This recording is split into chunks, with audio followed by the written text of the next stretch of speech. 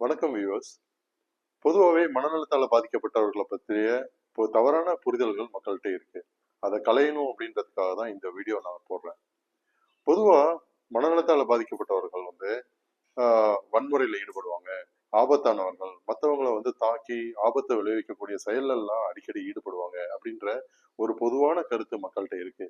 இந்த கருத்து எப்படி வந்திருக்கு அப்படின்னு பார்த்தீங்கன்னா, ஊடகமும் திரைப்படங்களும் மூலமா தான் நான் சொல்லுவேன்.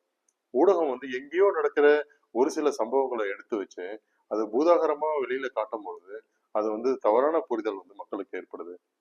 அதே மாதிரி திரைப்படம் எடுக்கிறோம் அப்படின்ற பேர் வழியில ஒரு மனநலத்தால பாதிக்கப்பட்டவனை வச்சு அவனை எவ்வளவு கொடூரமா காட்ட முடியுமோ காட்டி அது சென்சேஷனலா உருவாக்கும் போது மக்களுக்கு மனநலம் பாதிக்கப்பட்டவர்கள்னாவே இப்படிதான் இருப்பாங்களோ அப்படின்ற ஒரு தவறான புரிதல் இயற்கையாவே ஏற்பட்டுருது. தூள் அப்படின்ற படத்துல விவேக் காமெடியன் சொல்லுவாரு, இந்த மாதிரி கேன்சர்ன்றது ஒரு வியாதி, அது வந்துச்சுன்னா அது உடனே இறந்துருவாங்க அப்படின்ற ஒரு விஷயத்தையே நான் சினிமால பார்த்து தான் தெரிஞ்சுக்கிட்டேன் அப்படின்னு சொல்லுவாரு. அதை பார்க்கும்போது நமக்கு எல்லாருக்குமே சிரிப்பதான் வரும். அப்படிதான் மனநலத்தால பாதிக்கப்பட்டவர்களை பத்தின பெரும்பாலானவர்கள் புரிந்திருக்கிறது ஊடகங்களால் மூலியமாகவும் திரைப்படங்கள் மூலியமாகவும் தான் இருக்கு.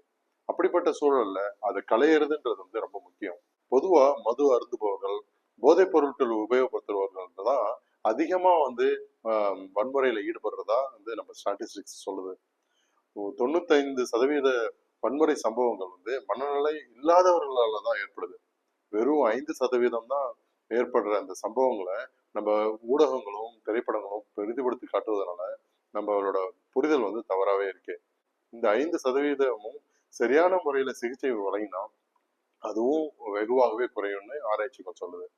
இன்னொரு தவறான புரிதல் என்ன இருக்கு அப்படின்னு பாத்தீங்கன்னா, தீவிரமான மனநிலையால பாதிக்கப்பட்டிருந்தாதான் மனநல மருத்துவரையோ ஆலோசகரையோ அணுகணும் அப்படின்ற ஒரு கருத்து இருக்கு.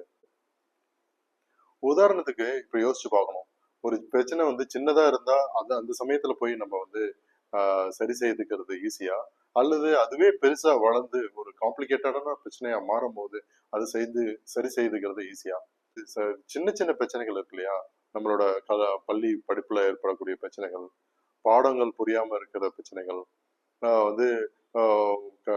நண்பர்களுக்கு இடையே ஏற்படக்கூடிய சிக்கல்கள், உறவுகளுக்குள்ள ஏற்படக்கூடிய சிக்கல்கள், பொருளாதார பிரச்சனைகளால ஏற்படக்கூடிய மன உளைச்சல்கள், அல்லது உடல் ரீதியான பிரச்சனைகளுக்கான மன ரீதியான பாதிப்புகள் ஏற்படும் போது அதுக்கான பிரச்சனைகள், மேரிட்டல் கவுன்சிலிங், ப்ரீ மேரேஜ் கவுன்சிலிங்னு பல விதமான கவுன்சிலிங் முறைகள் சின்ன சின்ன பிரச்சனைகளுக்கும் இருக்கு.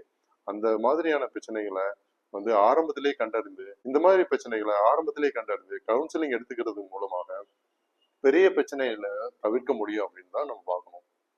நன்றி, வணக்கம்.